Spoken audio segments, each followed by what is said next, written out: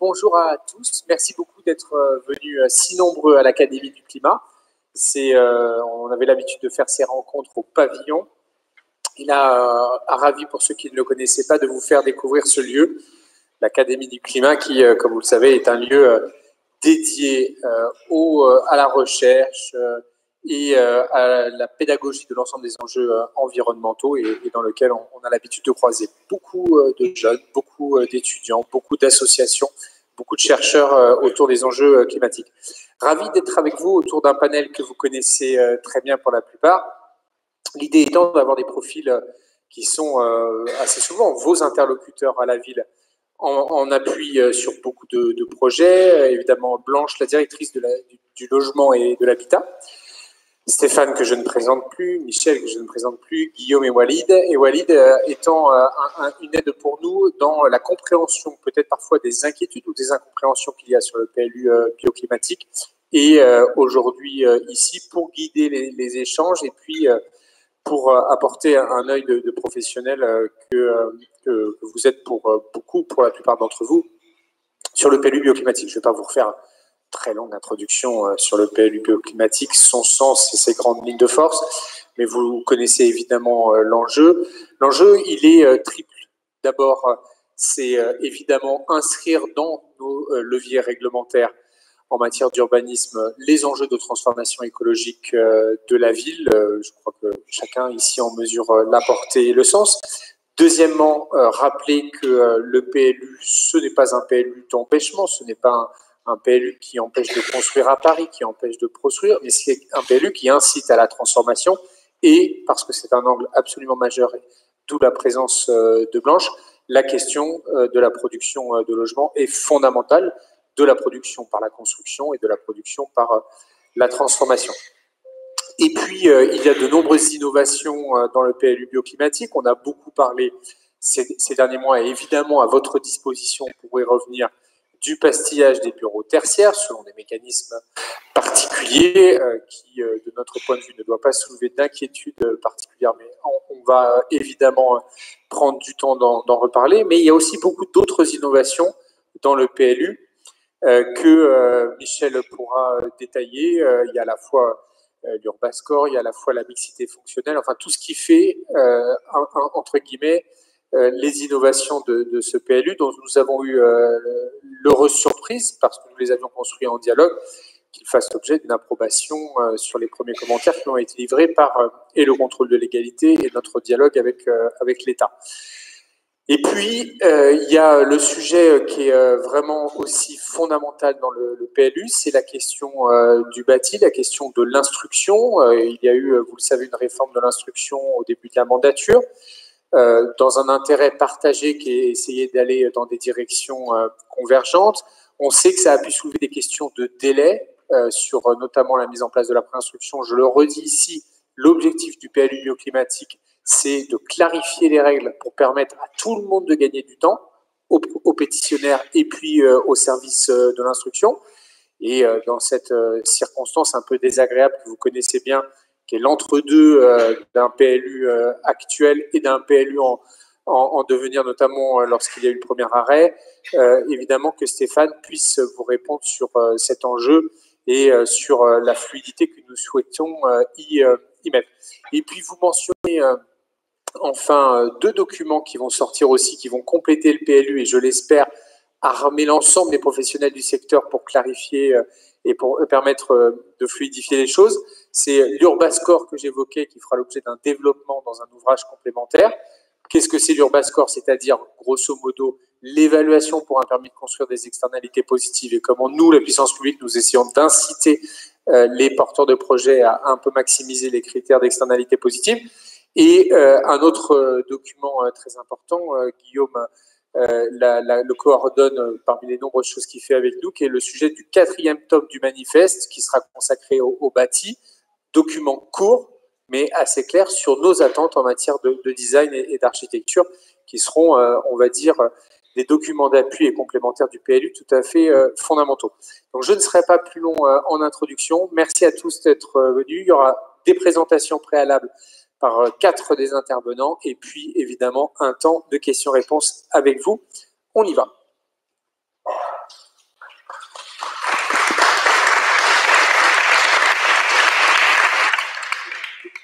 Merci Emmanuel.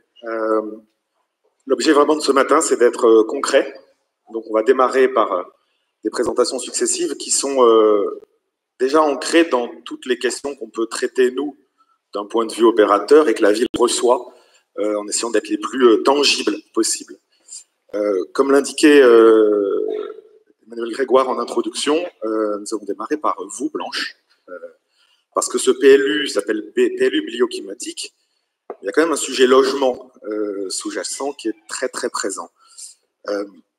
Personne ne conteste la crise immobilière en général et la crise qui touche le logement en particulier. Donc la première question est un peu générale certes, mais importante pour nous. En quoi ce PLU répond à cette crise? En quoi il peut être une boîte à outils ou pas pour mieux naviguer dans cette crise et favoriser la production de logements? Bonjour à tous, merci beaucoup. Bon, évidemment, cette crise, elle est bien connue, bien identifiée et aujourd'hui, elle se généralise à une échelle plus nationale. Mais pour Paris, la déconnexion entre les prix, les niveaux des prix, des loyers et les revenus des habitants est flagrante et s'aggrave depuis de nombreuses années. Et donc, la politique de logement parisienne, depuis longtemps, elle s'ancre dans la volonté de faire de la mixité sociale une vraie priorité. Voilà.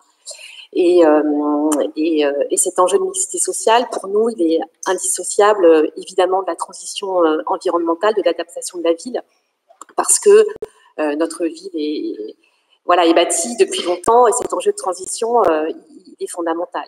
Et dans un contexte d'une ville déjà extrêmement dense, où les réserves foncières sont extrêmement rares, notre volonté, c'est que chaque mètre carré transformé ou créé puisse servir à produire du logement. Et c'est en ça que le PLU bioclimatique est véritablement un outil essentiel, comme l'était le précédent PLU. Mais là, on passe à une étape supplémentaire en incarnant dans l'ensemble des outils réglementaires des outils qui nous permettent de faire de cette priorité du logement une vraie priorité opérationnelle. Et donc, ça s'incarne dans plusieurs mesures. La servitude de mixité sociale qui demeure et qui est renforcée, la servitude de mixité fonctionnelle sur la transformation. Évidemment, on aura tout le temps d'y revenir pendant les débats. Et donc, aujourd'hui, la seule façon dans Paris de regagner des mètres carrés de logement, c'est de transformer l'existant. Voilà. Et cette transformation de l'existant, et notamment des locaux d'activité, c'est là où on peut gagner des mètres carrés. Et ces mètres carrés, pour nous, ils doivent être gagnés dans une logique de mixité sociale pour que les niveaux de loyer et de prix qui sortent puissent être accessibles aux habitants. Avec des revenus médians en Paris qui sont de l'ordre de 2300, 2400 euros. Une volonté que, à la fois, tous ceux qui travaillent à Paris, ceux qui souhaitent y développer leur vie de famille, puissent le faire dans des conditions qui sont accessibles en termes de revenus. Merci beaucoup, Blanche. Une deuxième question peut-être plus précise. Pour la salle, on reviendra sur les modalités plus opérationnelles, mixité fonctionnelle notamment, un peu plus tard dans le débat. Je voudrais revenir, et vous l'avez dit vous-même, opérationnaliser ou rendre concret la belle intention. Les opérateurs que nous croisons tous se posent des questions très concrètes. Est-ce que je peux être propriétaire de logements sociaux dans le cadre de mon opération de transformation? Si oui, comment je fais?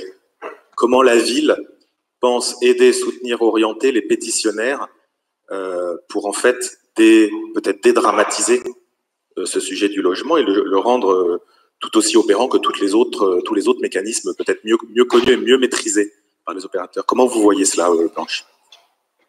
D'abord dire qu'on a à Paris des opérateurs bailleurs sociaux qui sont extrêmement présents et performants, qui ont l'habitude de travailler avec évidemment des professionnels immobiliers, puisque la servitude de mixité sociale existe depuis longtemps et que nos bailleurs sociaux ont l'habitude d'acheter en VFA, donc dans des partenariats publics-privés, des logements sociaux, et donc ils sont évidemment parfaitement des interlocuteurs pour vous dans ces projets de transformation, et dans le fait qu'ils ils assureront derrière la gestion des logements sociaux qui seraient produits.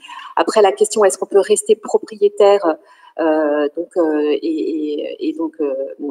logements sociaux? Il y a des possibilités qui existent aujourd'hui et qu'on peut tout à fait expertiser, analyser ensemble à l'occasion d'un projet. Il y a notamment la possibilité de recourir au PLS investisseur, où un investisseur peut lui-même produire du logement social en PLS. Donc c'est plutôt excusez-moi pour le jargon, c'est plutôt les niveaux de revenus un peu hauts dans les échelles de revenus éligibles au logement social.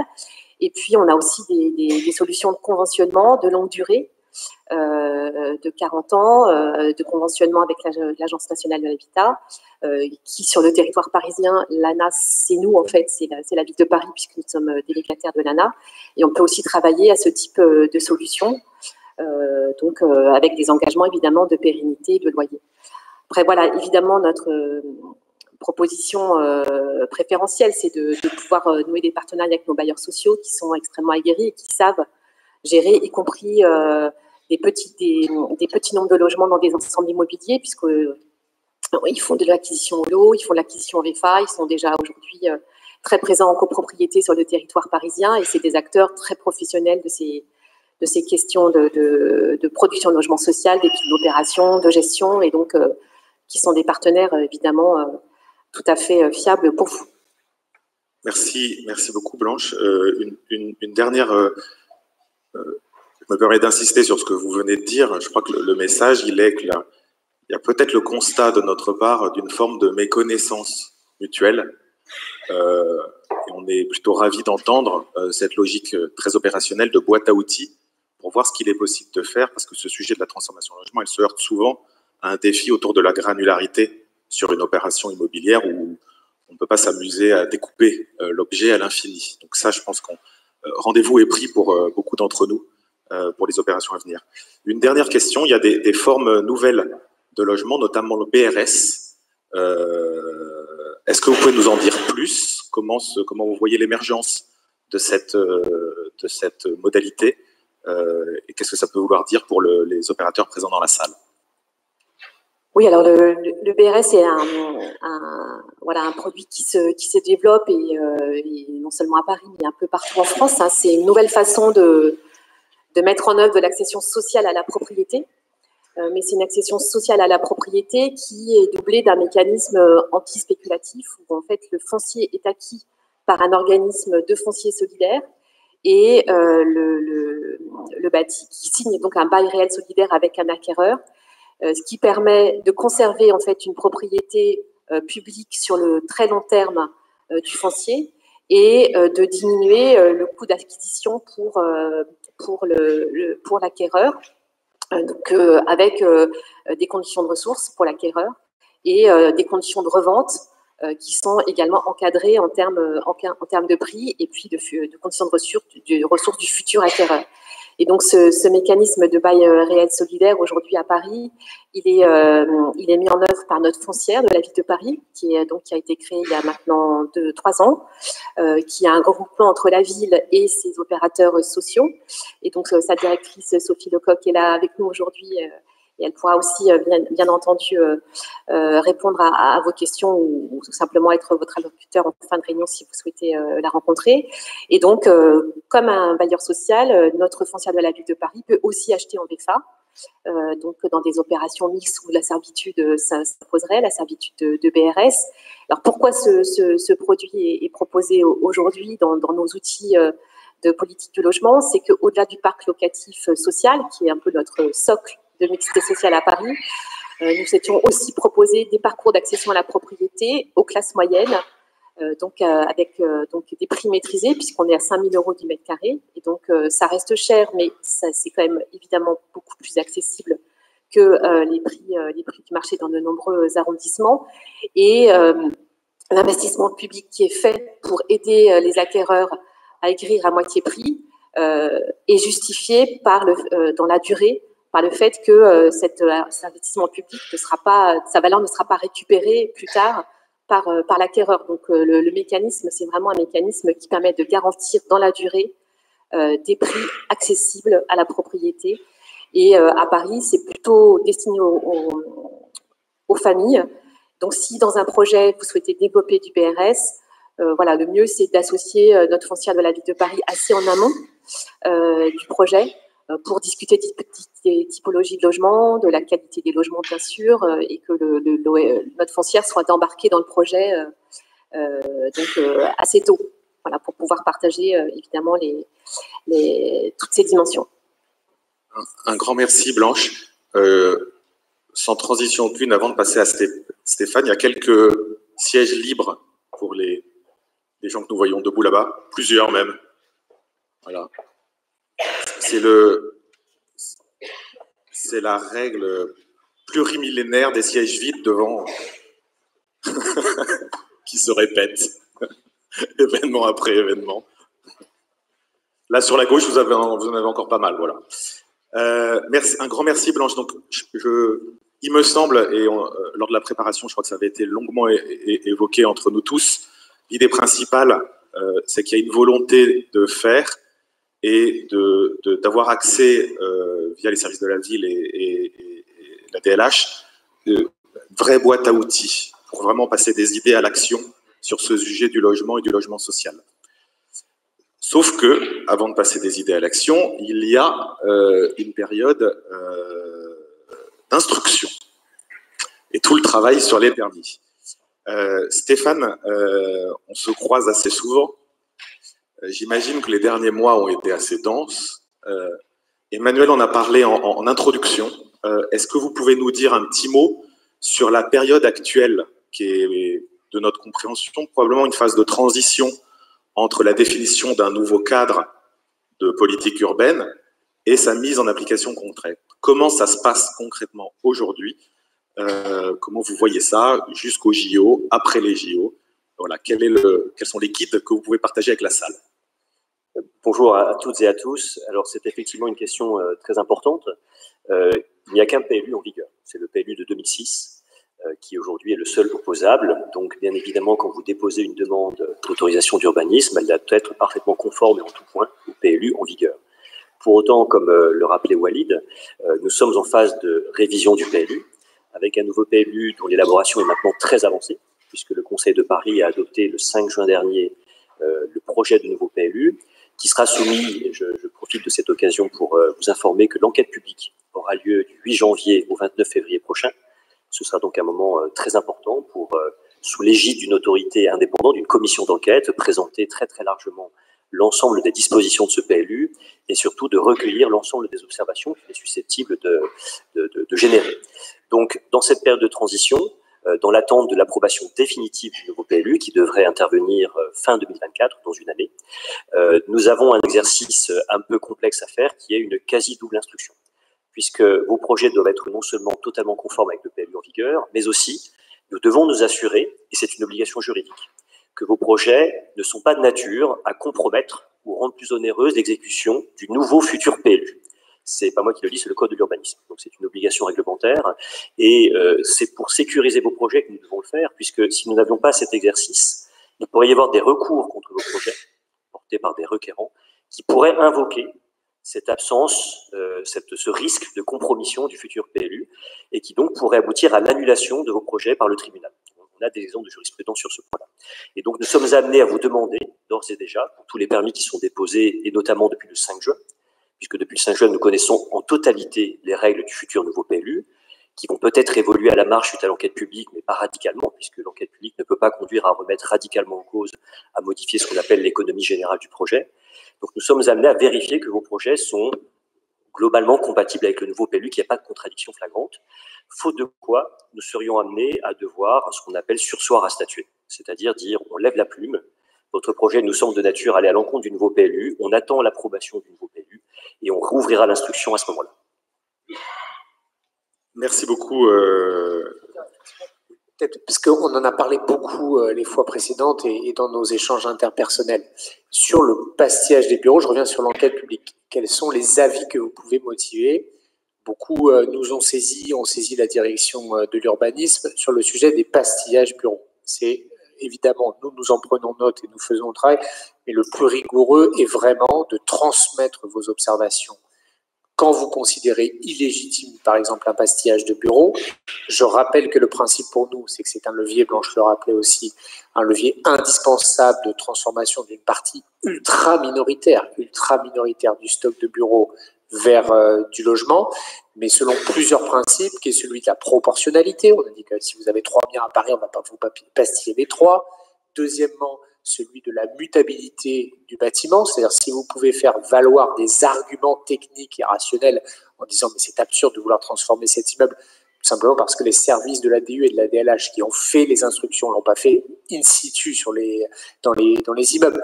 Et troisième argument, qui est celui que j'appelle du calendrier, c'est que dès lors que le bâtiment aurait fait l'objet d'une rénovation lourde dans les années qui précèdent, qui aurait pu justifier d'être un critère d'exclusion de la liste des pastillages envisagés, eh bien, il faut formuler auprès de la commission d'enquête les courriers que vous avez envoyés, soit vous-même, soit par vos conseils, à la commission d'enquête, et ensuite, à l'issue du travail d'échange que nous aurons avec la commission d'enquête, nous toiletterons, je mets des guillemets sur l'expression, mais vous en comprenez le sens, les absurdités que nous aurions pu inscrire dans la version initiale du PLU. C'est vraiment à l'enquête publique qu'il faut profiter de ce moment-là pour garder trace, on va dire, dans la procédure qui nous amènera à voter le PLU définitif.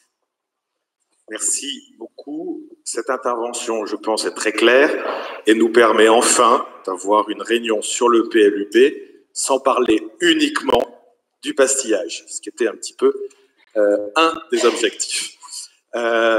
Stéphane, j'ai les questions là, et c'est vous qui avez tiré les plus sympathiques, je crois. On va démarrer avec 3 angles pour pouvoir ensuite passer à Michel et Guillaume. Le premier angle, si on ne parle plus de pastilles, on y reviendra, je vous rassure. C'est quand même un sujet. La mixité fonctionnelle, est-on sûr qu'elle est bien comprise? Est-ce que vous pouvez nous en dire plus? Comment on la met en œuvre? Et est-ce qu'on a face à nous un mécanisme binaire?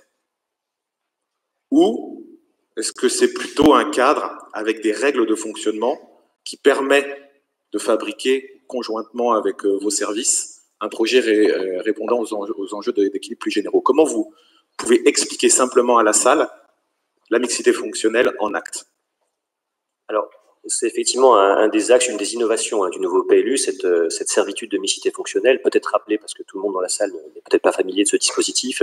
C'est l'idée que pour les opérations de construction neuve ou de restructuration lourde ou de changement de destination pour des grands immeubles économiques de plus de 5000 m², dès lors qu'on est situé dans un secteur de déficit de logement, ce qu'on appelle dans le nouveau PLU le secteur de développement de l'habitation, donc en gros c'est le centre de Paris et l'ouest, il y aura une obligation de transformer 10% des surfaces en logement. Alors pourquoi cette disposition? Ça répond d'une part à un besoin, c'est qu'on sait qu'on a une forme de monofonctionnalité de ces quartiers à dominante tertiaire qui de plus s'accroît, puisqu'on constate depuis 3 ans que, contrairement à ce qu'on aurait pu imaginer, le Covid n'a pas conduit à vider les bureaux parisiens. Le taux de vacance, et vous le savez certainement, les professionnels qui êtes présents, n'a jamais été aussi bas à Paris pour le bureau.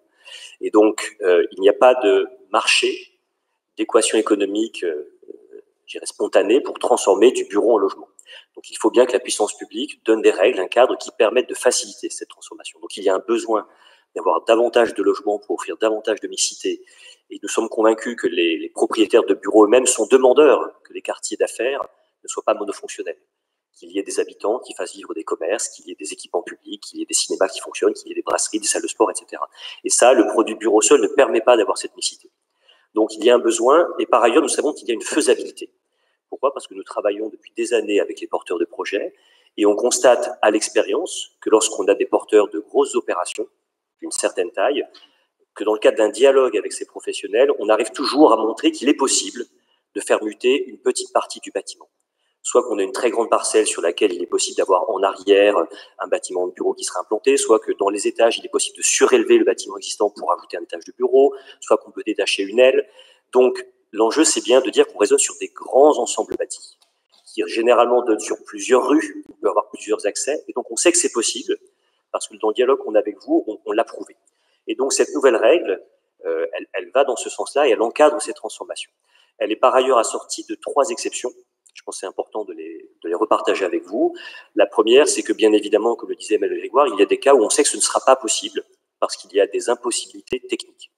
Donc ce sera à vous, si vous considérez, mais de manière objective, qu'il y a une impossibilité technique, notamment liée à des raisons de sécurité ou de salubrité, de faire la démonstration qu'il est impossible de créer 10% de logements dans votre immeuble, et nous l'instruirons bien évidemment de manière objective. Et si on n'était pas d'accord, ce serait le juge qui serait amené à confirmer qu'il avait raison.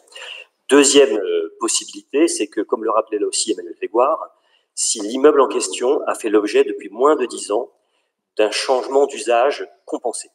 C'est-à-dire s'il y avait du logement historiquement dans cet immeuble, que vous avez payé pour pouvoir transformer ces logements en activité économique, donc que vous avez financé dans une logique de surcompensation, et là c'est ma collègue Blanche Guillemot qui veille à cette surcompensation qui permet de s'assurer qu'il y ait bien au final plus de logements après qu'avant.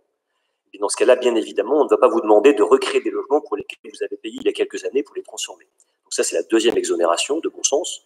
Et la troisième, c'est un dispositif de souplesse que nous avons introduit, qu'on appelle une règle de prise en compte. C'est-à-dire que si vous considérez qu'il n'est pas facile, il n'est pas opportun, il est complexe pour vous de créer les 10% de logements dans votre immeuble, mais qu'il y a possibilité de créer ces 10% ailleurs, à proximité. Il ne s'agit pas de les créer de côté de Paris. Il s'agit de faire en sorte qu'on ait bien à la logique, à l'échelle du quartier, ces logements créés. Eh bien, si vous apportez la preuve, et la preuve c'est quoi? C'est l'accord de la personne, qui peut être vous-même ou un autre propriétaire, avait bien créé les 10% de logements à proximité sur la base d'un permis de construire. Il faut s'assurer que ces logements vont exister. Et bien, dans ce cas-là, nous prenons en compte cette création des logements attendus dans votre immeuble à proximité pour vous exonérer de les faire dans votre immeuble.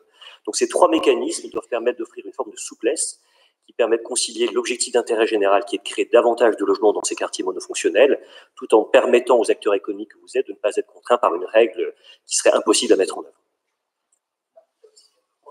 Un point très très important, évidemment Stéphane ou Michel pourraient les détailler techniquement beaucoup mieux, et donc n'hésitez pas tout à l'heure à poser des questions sur ces mécanismes. Mais vous avez compris l'intention politique, elle est finalement très, très banale et pourtant ô combien essentielle.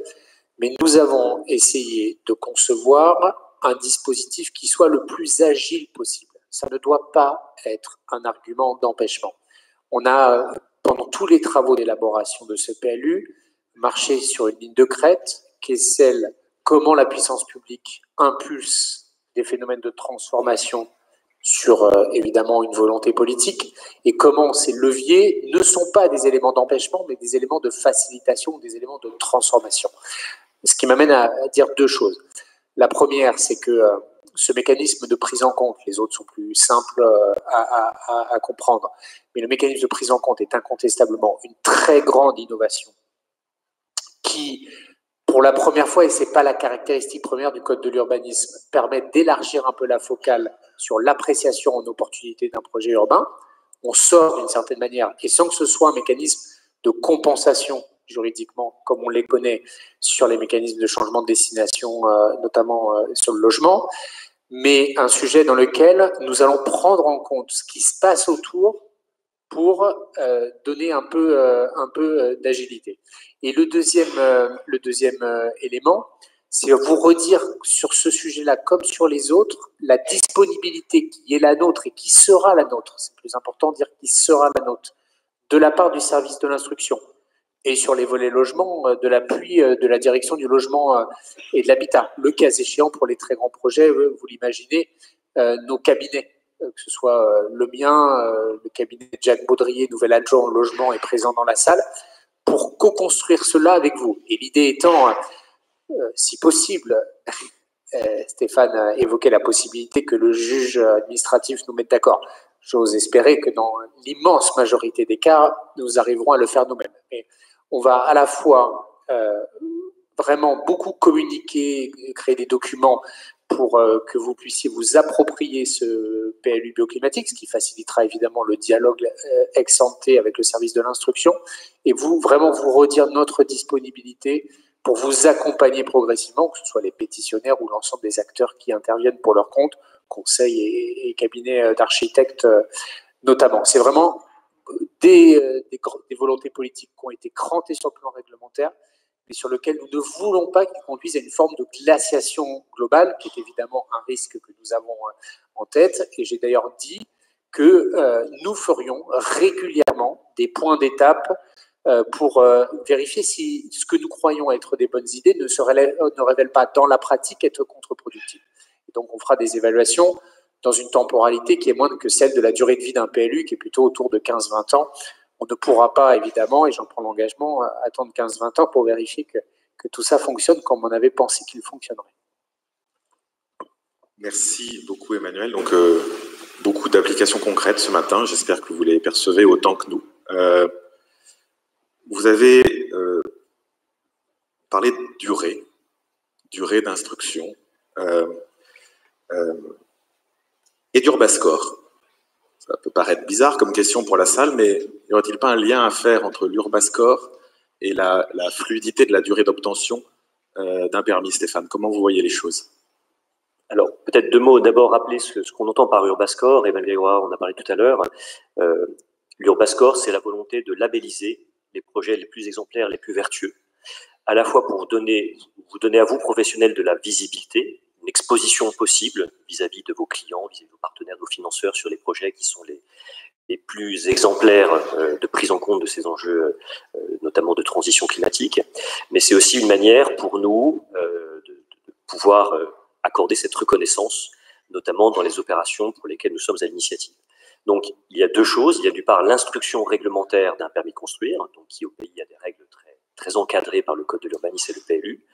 Et il y aura en parallèle cette labellisation sur laquelle nous avons commencé à travailler. Et je pense que sous le contrôle d'Emmanuel Grégoire, on peut dire que ce travail n'est pas abouti, va faire l'objet d'échanges qui vont se poursuivre et notamment peut-être une forme de concertation pour savoir comment vous aussi, professionnels, vous imaginez que ce label, parce qu'on sait qu'il en existe de nombreux déjà, des labels, d'autres villes en France ou d'autres villes à l'étranger ont aussi imaginé des labels pour inciter à aller le plus loin possible dans l'exemplarité. Donc, on aura l'occasion d'en reparler de manière plus détaillée avec vous. Donc, très clairement, le label n'interfère pas dans l'instruction des projets. Ce n'est pas un label réglementaire, une condition d'obtention. Pour autant, c'est quelque chose qui va vous permettre, vous comme nous, de mettre le projecteur sur les projets les plus vertueux. Et sur le label, mais on y reviendra probablement lors de d'autres matinées, nous, on est assez enthousiastes à l'idée de faire de ce label un outil qui, en fait, facilite le dialogue dans toutes ses dimensions. À partir du moment où c'est toujours la même chose, à partir du moment où il y a une règle commune, explicite et claire, éviter les recours, favoriser le dialogue avec les riverains, c'est un peu ce qu'on essaie de promouvoir, et là, dans l'intérêt de toutes les parties prenantes, pour le coup. Mais ce n'est pas l'objet spécifique de ce matin, mais prenons date pour revenir sur cet enjeu du label Urbascore. Une dernière question qui nous est souvent posée, Stéphane, avant de passer à Michel.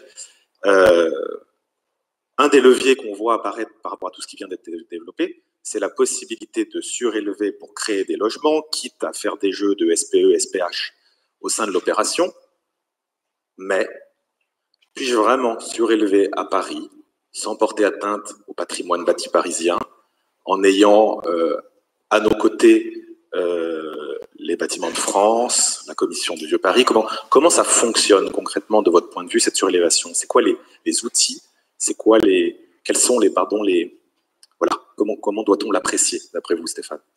Alors, dès lors que le sol devient la denrée précieuse, vraiment la ressource essentielle de la transition climatique, environnementale, qu'il faut protéger le sol, et le nouveau PLU bioclimatique franchit des étapes importantes en matière de préservation du sol parisien, de végétalisation, de renaturation. On voit bien que pour continuer à construire, il faut utiliser la possibilité, et c'est ce qui s'est toujours produit dans les villes.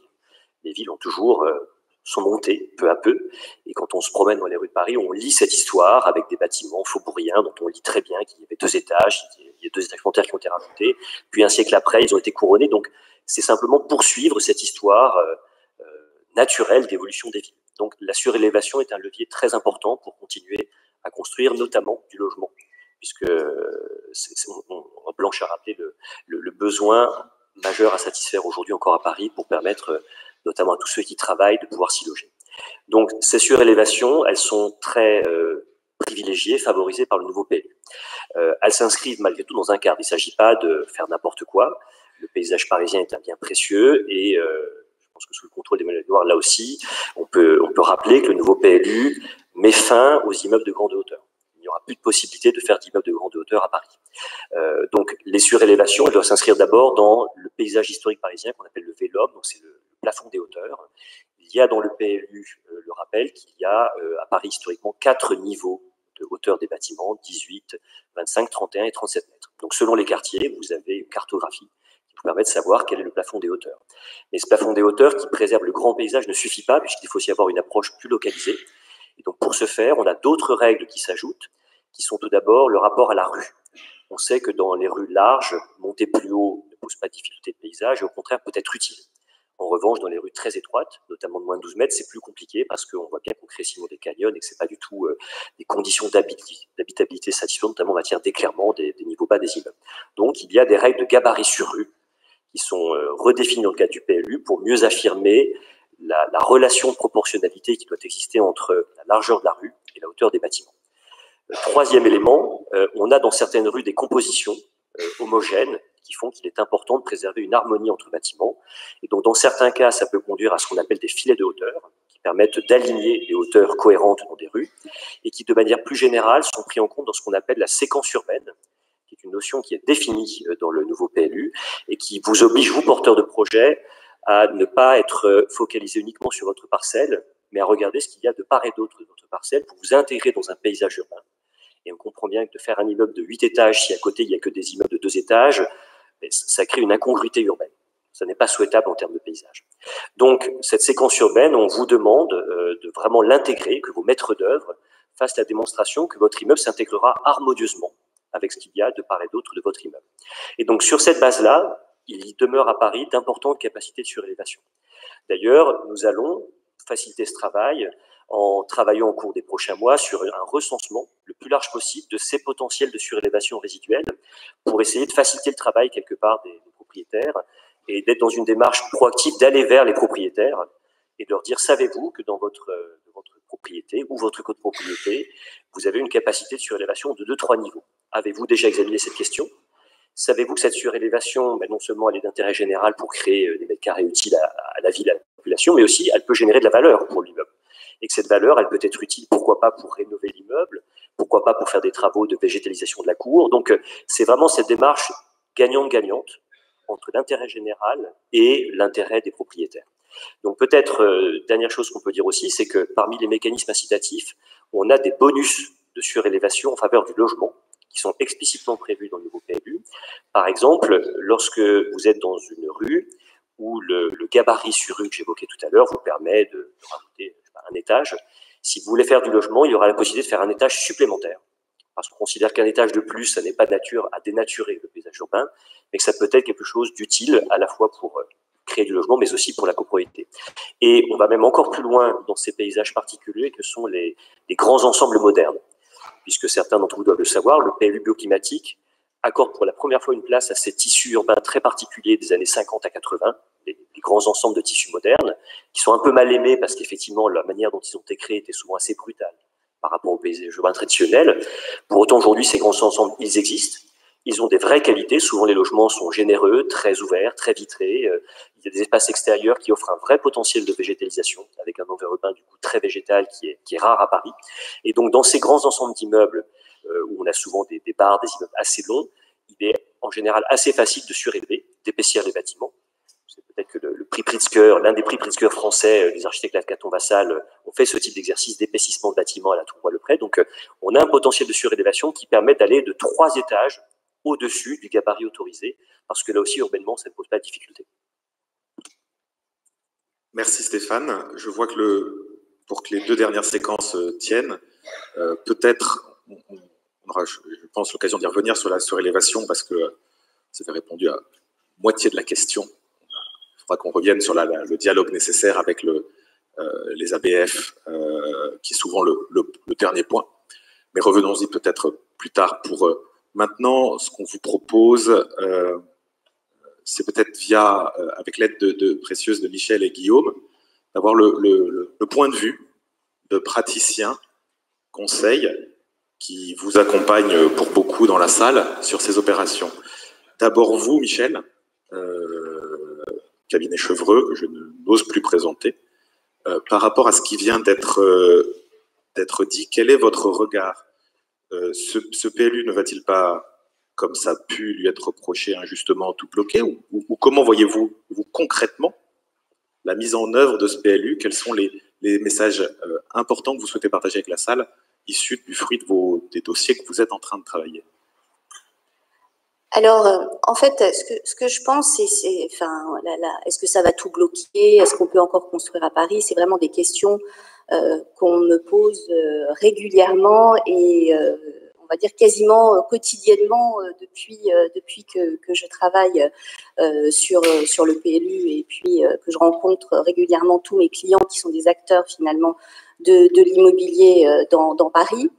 En fait, à mon sens, la question de faire des projets dans une ville, il y a deux sujets qui se posent. Il y a un sujet aujourd'hui d'acceptabilité des projets et il y a un autre sujet qui est est-ce que les contraintes du document d'urbanisme, en fait, ne sont pas telles qu'elles vont empêcher de faire des projets d'un point de vue technique, d'un point de vue architectural ou d'un point de vue économique. Alors, sur le premier sujet, qui est la question de l'acceptabilité, je trouve que c'est important quand même de le souligner, c'est que le PLU bioclimatique a fait un travail extrêmement important de travailler sur l'acceptabilité des projets, avec cette idée que un projet, ça peut pas être seulement une opération qui se réalise sur une parcelle au profit du propriétaire et de l'utilisateur de l'immeuble. Aujourd'hui, un projet, ça doit aussi bénéficier au voisinage, à l'îlot, au quartier. Et tout le travail qui a été fait sur les externalités positives et sur l'Urbascore va totalement de ce sens. Et ce qu'il y a de frappant, c'est que ce travail sur les externalités positives, quand j'ai commencé à travailler sur le PLU, donc il y a maintenant 2 ans, c'était un terme, je ne savais même pas ce que ça voulait dire, j'en avais jamais entendu parler. Aujourd'hui, c'est un terme qui s'est diffusé sur l'ensemble des territoires, dans l'ensemble des villes. Et pour vous faire sourire, j'ai été invitée par les élus de la Drôme pour venir leur parler de ce sujet-là et pour voir comment juridiquement les projets apportent et comment ça peut apporter aux autres. Et vraiment, le travail qui a été fait là est intéressant et je pense que tous les opérateurs doivent se saisir de ce sujet, c'est-à-dire quand je fais un projet, comment je fais en sorte que ça apporte, parce que c'est quelque chose qui permet ou qui va permettre de diminuer les recours. Donc ça, c'est un premier point. Après, je pense que c'est surtout sur le second point que vous m'attendez, c'est est-ce qu'aujourd'hui le PLU de Paris a des règles, des contraintes qui sont telles que finalement on ne peut plus faire. Alors, il y a 2 règles qui, enfin en tout cas dont j'entends beaucoup parler, qui posent question par rapport à ça, qui sont la règle de la mixité fonctionnelle et les fameuses pastilles. Alors, je vais revenir sur ces 2 règles. Ce qu'il faut bien voir, c'est que il n'y a pas une réponse uniforme. Il y a un champ des possibles extrêmement important en fonction des immeubles, en fonction des projets. Et donc, en fait, il y a, et ça, Blanche et Stéphane l'ont bien expliqué, il y a une boîte à outils considérable. Alors, sur la question de la mixité fonctionnelle. Sur la question de la mixité fonctionnelle, en fait, récemment, j'ai été interrogée par un de mes clients qui envisage d'acheter un immeuble, enfin un ensemble immobilier qui est situé donc dans la zone de développement du logement. Et donc, toute la question qui se pose, c'est qu'est-ce que je vais pouvoir faire, comment tout ça va pouvoir se passer. Donc, on a détaillé ensemble tout le champ des possibles. C'est un immeuble qui a été rénové récemment, qui est pas, on va dire, qui est pas formidable, mais qui a été rénové, et donc qui pourrait recevoir un utilisateur immédiatement. Donc, c'est un immeuble qui pourrait ne pas entrer dans le champ de la mixité fonctionnelle, puisque, et ça Guillaume en parlera, pour se voir appliquer la règle de la mixité fonctionnelle, excusez-moi, hein, il n'est pas pastillé l'immeuble. Donc, pour entrer dans le champ de la mixité fonctionnelle, il faut faire de la restructuration lourde. Quand on fait des travaux légers, quand on n'entre pas dans le champ de la restructuration lourde, et Guillaume vous expliquera exactement ce que c'est, on n'a pas à faire de la mixité fonctionnelle. Donc, ça veut dire que, d'un point de vue juridique, non, mais je vais continuer, hein. On n'est pas obligé. Je vais continuer le champ des possibles. J'ai détaillé tout le champ des possibles. On n'est pas obligé. Et on peut faire et on ne vous obligera pas à le faire. Voilà. Donc ça, c'est, en tout cas, d'un point de vue juridique. Hein. J'attends la suite des options. Donc ça, c'est une première option. Et très clairement, il y a des opérateurs qui feront comme ça. Et puis après, on voit très bien que c'est un immeuble qui est magnifiquement situé, qui a un potentiel extraordinaire et qui pourrait être transformé de manière extrêmement ambitieuse. Et donc là, si on décide d'entrer dans le champ de la restructuration lourde, se pose donc la question de la mixité fonctionnelle. Moi, je vais partir du principe que, vu la taille, vu la taille de cet immeuble, sa configuration, j'avais du mal à voir comment on allait techniquement dire que c'était pas possible de faire du logement. Il y a plusieurs bâtis, des entrées distinctes, etc. J'ai du mal à voir comment on peut pas utiliser, comment on peut utiliser cette exception. Donc, se pose la question de savoir si les exceptions peuvent être mises en place. Donc là, pour l'espèce, l'immeuble n'avait pas fait l'objet de compensation, donc il ne rentrait pas dans la deuxième exception. En revanche, ce que j'ai expliqué à mon client, c'est qu'il faut aller regarder si autour, il y a des projets qui éventuellement pourraient être pris en compte et donc faire jouer l'exception. Mais ce que je leur ai dit aussi, c'est qu'au regard de la configuration de l'immeuble, c'était probablement extrêmement intéressant de voir si on ne pouvait pas développer une opération de logement. Alors, étant ici précisé que là, la première chose qu'ils m'ont dit, mais oulala, nous, on n'a pas envie parce que donc nous, on ne sait pas en faire, on n'en a jamais fait, qu'on n'a pas envie de diviser notre immeuble, nous, on n'a pas envie de morceler notre propriété parce qu'on considère que le morcellement de notre propriété, ça obère la valeur de notre propriété.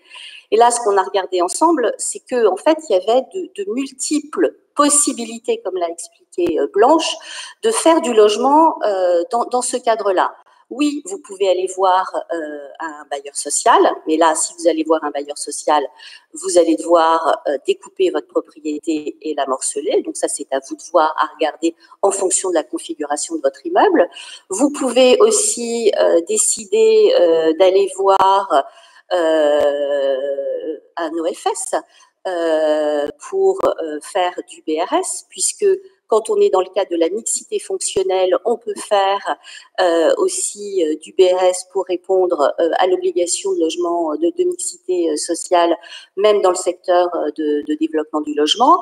Et autre hypothèse, ce que expliquait Blanche, on peut faire du PLS investisseur ou on peut faire du conventionnement ANA, qui peut être une hypothèse de faire du logement tout en conservant la propriété de ce logement.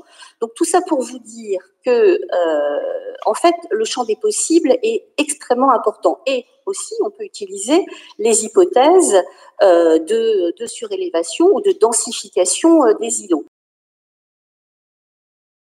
Il y a aussi des parcelles qui ne sont pas concernées par la pleine terre.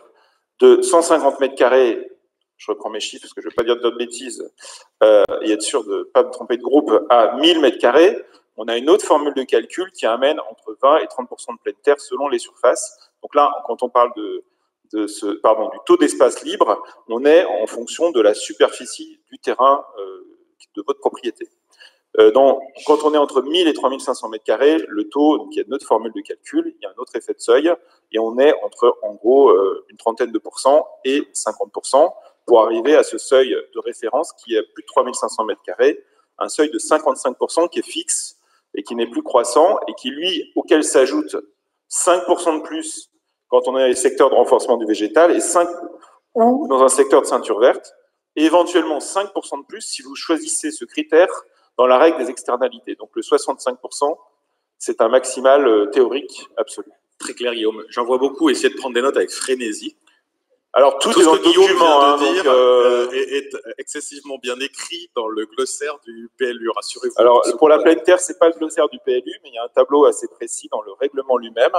Mais pour les définitions de restructuration de l'eau, de rénovation, épaississement, tout ça est dans le glossaire du PLU. Peut-être une dernière question, Guillaume, si tu veux bien, pour qu'on ait quand même un peu de temps pour les questions de la salle. Il y a aussi le sujet récurrent de la mobilité, des mobilités douces et des exigences de la ville en termes de locaux vélos, qui sont souvent l'objet de débats parfois un peu compliqués. Est-ce que tu peux nous donner quelques clés également à ce sujet? Oui, alors là aussi, le règlement est assez précis sur les locaux vélos. D'abord, les locaux vélos, ils peuvent être au rez-de-chaussée, mais aussi en sous-sol et aux étages, à condition d'être accessibles et d'être facilement accessibles. Donc ça, souvent, c'est une contrainte, et même pour la ville, c'est une interrogation, comment j'arrive à tout mettre en rez-de-chaussée, tous les locaux vélos, les commerces, les équipements quand il y en a. Donc voilà, déjà, l'emplacement peut être à plusieurs endroits. Il peut être aussi dans les espaces extérieurs qu'on a évoqués, sous réserve, qu'on maintienne ces qualités de biodiversité, qualités que vous-même, opérateur, vous portez comme une des valeurs de vos nouveaux projets. Donc là-dessus, il faut trouver les réponses qui permettent de le faire. Donc 50% doit être dans le bâti et fermé, 50% peuvent se retrouver dans ces espaces extérieurs. Ils ne peuvent pas être trop morcelés, et il doit être confortable et pratique. Et après, il y a des règles de calcul, donc ça, c'est plus impactant. Donc, il y a une règle, je prends le cas du logement, mais il faudrait prendre chacune des typologies. Mais donc, celle du logement et du bureau, on peut faire pour être plus court. Donc, il y a une règle qui est liée à la surface de plancher. Donc, vous prenez votre surface de plancher et vos locaux vélos, c'est 7% de la surface de plancher. Donc, ça, c'est la règle arithmétique basée sur un calcul SDP. Ça, c'est la première règle. L'autre règle, c'est plus en nombre d'unités de vélos. Donc, il y a une règle logement et une règle bureau. Pour le bureau, ça fait un vélo par 20 m² de bureau. Donc là, vous n'avez pas un référentiel SDP, vous avez un référentiel de dessin physique du nombre de vélos avec un fonctionnement en double rack qui est autorisé, donc c'est-à-dire des vélos les uns sur les autres, sous réserve que ce soit fonctionnel et qu'on puisse vraiment utiliser ce local comme un local vélo et pas que ce soit un système qui ne fonctionne pas. Pour le logement, c'est un peu différent, c'est 25 m², tous les 25 m², vous avez une place, et minimum 2 places par logement. Donc il y a un calcul à faire. Selon les formules, selon les choix, une des deux règles peut être plus avantageuse. Ça dépend un peu de votre projet et de votre programme. Mais l'objectif, c'est là aussi d'aller vers la décarbonation des mobilités, un essor du vélo que Stéphane pourra mieux commenter que moi, mais qui est quand même énorme en termes de transport modal dans Paris et d'aller dans le sens de l'histoire. Merci beaucoup, Guillaume. Donc, je crois que vous l'avez compris, le message principal qui est le nôtre, sans naïveté, mais avec enthousiasme, c'est celui de casser un peu parfois cette méconnaissance mutuelle qu'ont les acteurs entre eux. Pour communiquer, on peut vous témoigner que 80% des problèmes se règlent par cette communication faite à temps. J'ai dit 80%, j'ai pas dit tous les points de frottement. Donc c'est vraiment l'invitation qui est faite. Peut-être, sauf à ce que, Emmanuel, si vous avez on peut passer aux questions de la salle. Y a-t-il des questions? Et ceux qui peuvent poser la question, s'ils peuvent dire quel titre, enfin, qui ils sont.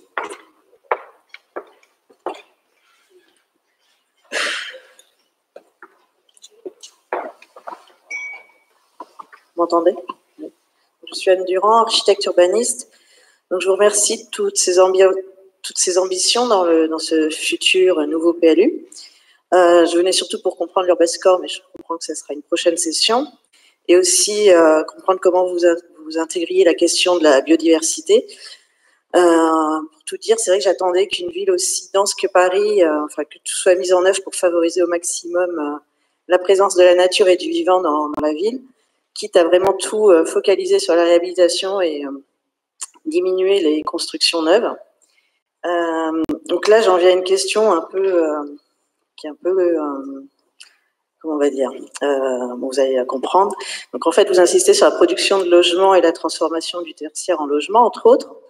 Et vraiment une question qui me taraude, mais trouvez-vous pas qu'il soit contre-productif aujourd'hui, à un moment où il y a la mise en place d'un projet aussi exemplaire que ce PLU, de continuer la réalisation du siège social de l'AFD à Gare d'Austerlitz, qui est un bâtiment complètement énergivore. Je suis désolée de poser cette question, mais c'est vrai que c'est des choses qui, pour moi, me taraudent et me font dire qu'on est en train de transformer Paris et que comment on arrive, avec une équipe aussi intelligente, à réussir à arrêter ce type de projets qui vont complètement à l'inverse de ce PLU bioclimatique. D'abord, c'est gentil. Mais tout simplement parce que quand on est en responsabilité, et vous le savez fort bien, nous gérons une histoire. Nous gérons une histoire. Le permis d'Austerlitz, c'est un permis État. C'est un projet État, instruit par l'État, pour les besoins d'une agence de l'État, dans un quartier qui appartient pas exactement à l'État, mais à un satellite dont l'État est l'unique actionnaire, en l'occurrence la SNCF. Ce projet et la ville y a énormément travaillé. Je le dis d'autant plus aisément que je n'ai pas mis une minute de mon intelligence. Je n'ai pas travaillé une minute parce que ce projet il a été maturé il y a des années et des années et il n'est mis en œuvre que maintenant à l'issue d'une très longue période contentieuse. Vous donnez un exemple. L'autre jour, moi qui suis un lecteur assidu du Parisien, on a un article qui sort sur un projet immobilier dont je le dis très aisément.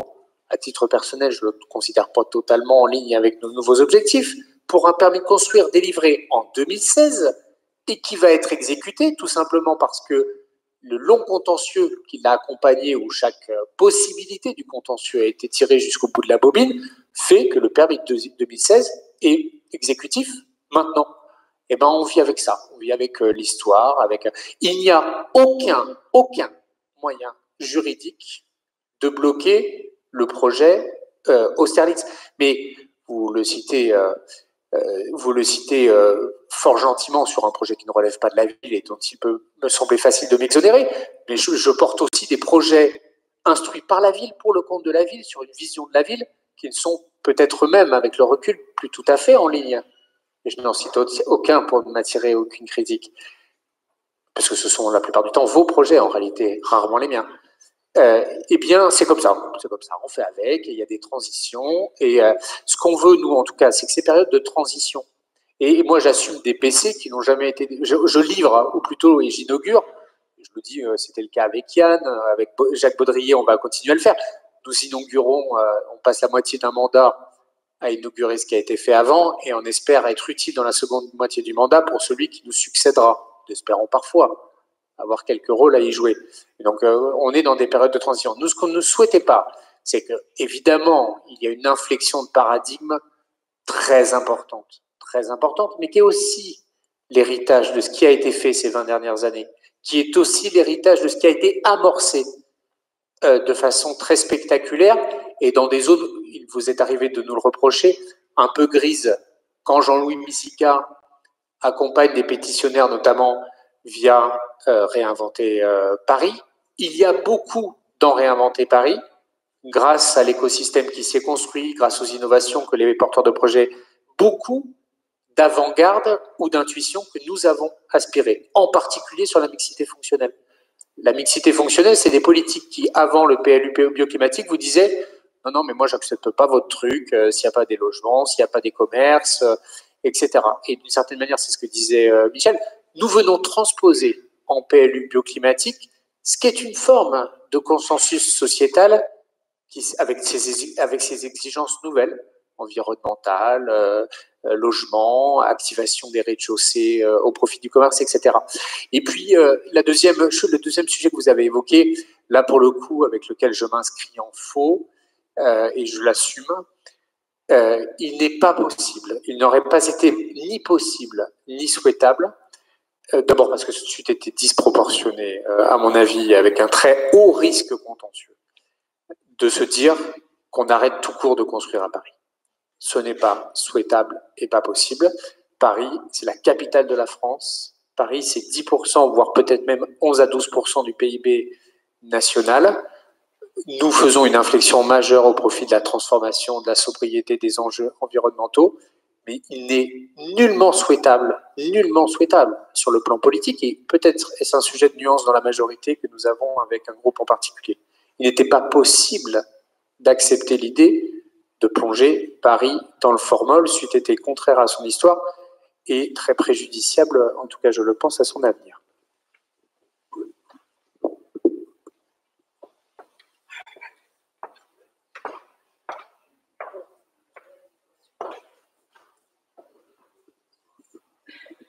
Bonjour, Noémie Auro, je suis ingénieure architecte et j'aurais une question sur l'obtention des permis sans affectation.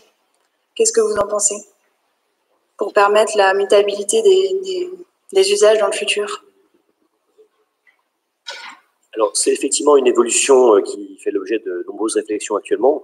Il y a d'ailleurs des possibilités juridiques qui ont été ouvertes. Il y a eu des expérimentations mises en œuvre, je crois, à Bordeaux pour l'instant uniquement. Alors, c'est une piste intéressante. Pour autant, elle ne va pas s'en soulever des questions puisque l'affectation, c'est aussi ce qui permet de contrôler. Et on voit bien que à Paris, s'il n'y avait plus d'affectation, plus de destination, on aurait uniquement des bureaux et des Airbnb qui seraient créés. Donc, on voit bien que ça ne peut pas être la page blanche si on veut avoir justement cette mixité. Donc, nous, on croit beaucoup plus à l'affectation avec réversibilité. C'est-à-dire le fait de dire, on autorise un permis pour une destination qui répond à un besoin sociétal aujourd'hui. Pour autant, on fait en sorte que le bâti puisse évoluer à l'avenir et que si dans 50 ans, on a besoin de recréer des bureaux à Paris ou au contraire qu'il faut développer d'autres types d'activités dont on n'a pas idée aujourd'hui, le bâtiment soit mutable. Donc, c'est plutôt dans cette ligne-là qu'on s'inscrit.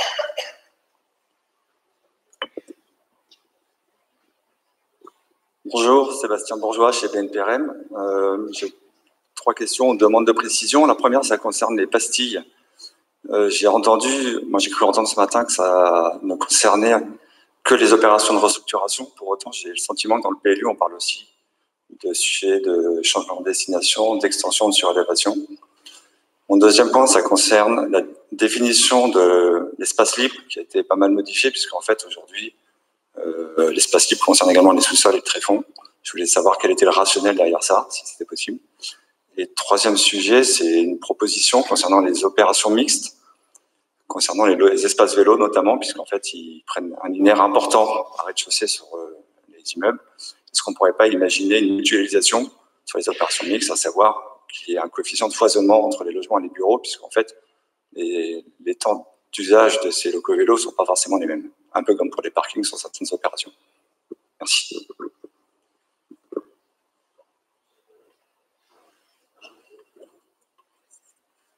Oui, vous avez raison hein, sur la question des pastilles. Je me suis concentrée sur la question de la restructuration l'eau, parce qu'on parlait d'immeubles de bureaux qui donnaient lieu à des travaux, mais l'activation à la fois de la mixité fonctionnelle et des emplacements réservés qu'on appelle pastilles, c'est donc la construction neuve, la restructuration lourde, le changement de destination. Donc voilà. Sur la question du foisonnement, oui, sur la question du foisonnement, pour l'instant, c'est pas écrit comme ça. Donc, en tout cas, il faudra regarder ce qui est possible. Sur la pleine terre, ça, c'est un point important. C'est pas que sur le PLU de Paris que cette question de la pleine terre va jusqu'au tréfonds. Pourquoi ça va jusqu'à la pleine terre? Pour des questions de biodiversité, des questions de pérennité des plantations, des questions de gestion de l'eau. Et c'est une démarche qui se retrouve dans de nombreux PLU en France de supprimer cette notion de pleine terre quand on est sur dalle ou sur ouvrage. La question du foisonnement, elle est effectivement intéressante. Au-delà de ça, nous, on aimerait même élargir la réflexion au-delà de simplement la parcelle. Aujourd'hui, le Code de l'urbanisme prévoit une exception qui est le stationnement automobile. pour lequel il est possible, vous le savez, pétitionnaire, si vous n'avez pas la capacité d'offrir, alors Paris, on n'impose pas la réalisation de places de stationnement, mais il y a des villes en France qui exigent, vous pouvez, si vous apportez la preuve qu'il y a du stationnement contractualisé à proximité, vous vous exonérez de cette règle. Malheureusement, le code de l'urbanisme n'a pas évolué depuis les 30 Glorieuses, il ne traite que la question du stationnement automobile.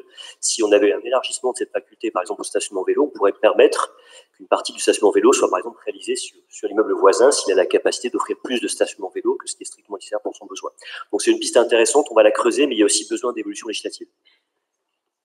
Emmanuel voulait nous dire un petit mot aussi.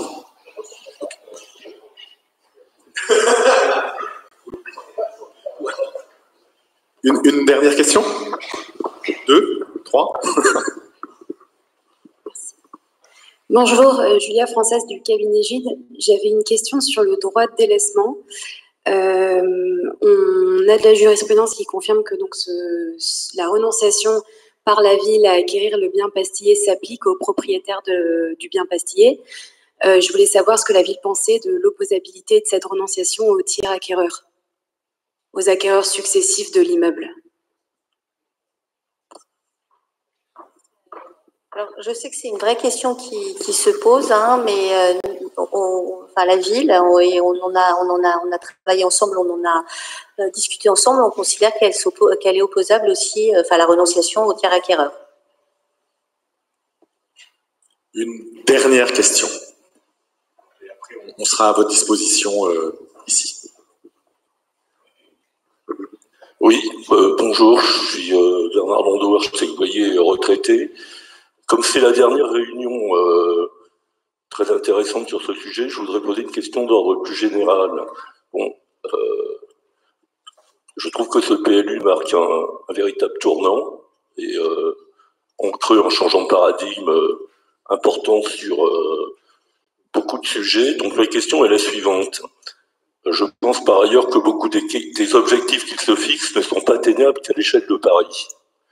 Que ce soit la question des espaces verts, les questions climatiques, y compris la question du logement. Donc la question est la suivante. Paris est un des établissements publics de la métropole. Est-ce que ce PLU a été discuté ou est-ce qu'il y a eu des discussions avec les communes voisines et les établissements publics de la métropole?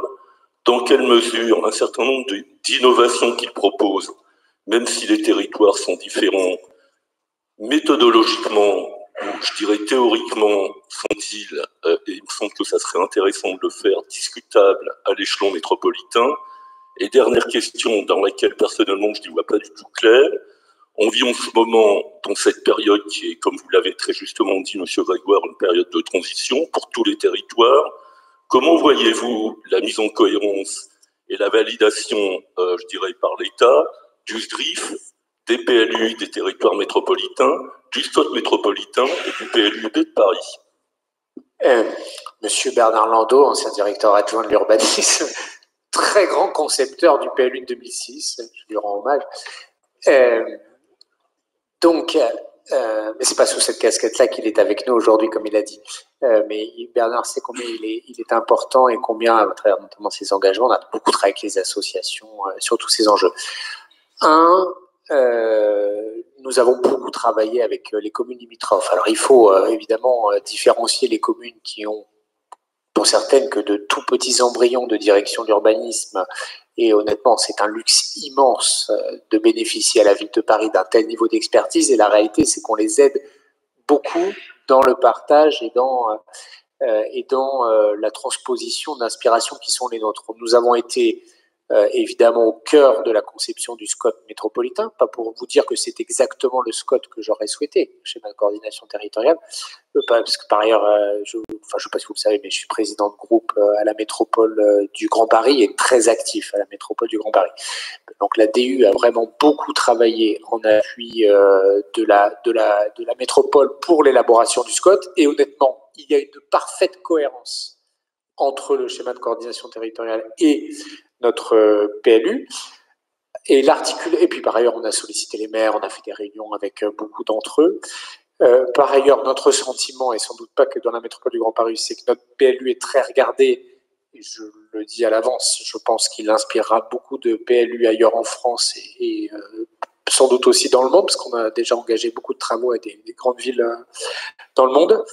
Il y a légère incohérence, pour ne pas trop la souligner, mais elle ne crée aucune insécurité pour les pétitionnaires dans le SDRIF. Nous avons d'ailleurs répondu à la présidente pour lui dire nos points d'opposition sur le DRIF, principalement sur les sujets stratégiques routiers, on va dire, autour des enjeux du périphérique et de la transformation d'un certain nombre de portes de Paris, mais sans qu'il y ait de contradiction ni avec nos OAP, ni avec des éléments réglementaires structurants du PLU. Donc, nous ne présupposons aucun sujet de conflit, outre peut-être nous des divergences politiques sur le SDRIF, aucun conflit en la matière avec les autres documents de méta-urbanisme qui, évidemment, s'imposeront à l'analyse de cohérence et de validation de notre PLU. Précision, effectivement, vous aurez bientôt l'enquête publique qui va débuter et sera annexé au dossier d'enquête publique les avis des différentes personnes publiques associées, l'État, mais l'ensemble des collectivités. Et vous verrez dans ces documents justement la convergence de vues qui a été soulignée par chacun d'entre eux.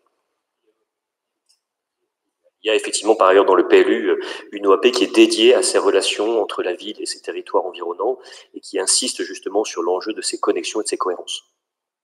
Merci beaucoup. Emmanuel, on vous laisse peut-être conclure, sachant que nous, intervenants à la table ronde, pouvons rester disponibles là pour toutes les questions qu'on n'aurait pas eu le temps de prendre. Non, écoutez, d'abord, nous nous rendons compte combien ces rencontres sont utiles et j'espère qu'elles le sont pour vous tous. C'est évidemment difficile d'entrer dans la granularité des attentes de chacun d'entre vous. Mais vous dire que vous pouvez nous solliciter Charles-Antoine Depardon, pour ceux qui ne le connaissent pas, architecte et membre de mon cabinet, et évidemment grand architecte dans mon cabinet du plan local d'urbanisme. Pourquoi? Dans deux objectifs. D'abord, de faire de la pédagogie sur le sens de l'action que nous venons mener et les orientations du PLU et préciser des points, rassurer. Et puis, deuxièmement, la question de la disponibilité pour, évidemment, les grands projets. Donc, j'espère que ce format-là vous aura été une fois de plus utile. Nous continuerons à en avoir. Il y aura, juste, j'en profite, 4 réunions publiques organisées à l'initiative de la commission d'enquête, puisque nous, on exécute ce qu'ils nous demandent de faire désormais. Donc, je participerai moi-même personnellement à ces 4 réunions. Évidemment, il y aura de très nombreux experts à la disposition du public pour répondre à toutes les questions. Pour les professionnels, n'oubliez pas la fenêtre janvier-février pour produire des documents opposables auprès de la commission et que nous puissions en faire ensuite l'instruction en lien avec la commission. Merci beaucoup d'être venus très nombreux, c'est agréable. Et puis à très vite, on renouera évidemment avec cet exercice. Il y a encore quelques sujets que nous souhaiterions avec vous approfondir dans les mois qui viennent. Donc, merci à tous.